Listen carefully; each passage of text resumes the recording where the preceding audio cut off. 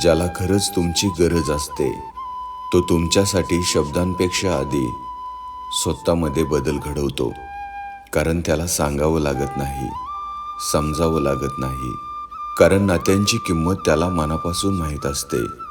पण ज्याला तुमची गरजच नसते तो कितीही समजवलं तरी बदलत नाही.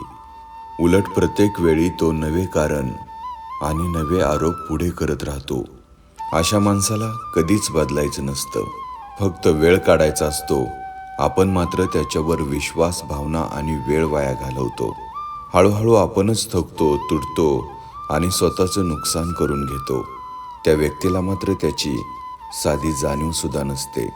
कारण ज्याला फरक पडतो तोच बदलतो. बाकीचे फक्त बोलतात.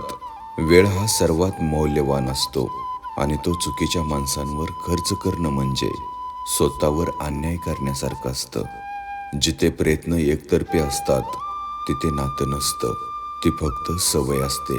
हे वेळेत समजलं तर आयुष्य खूप हलकं होऊन जातं आणि शांत होतं.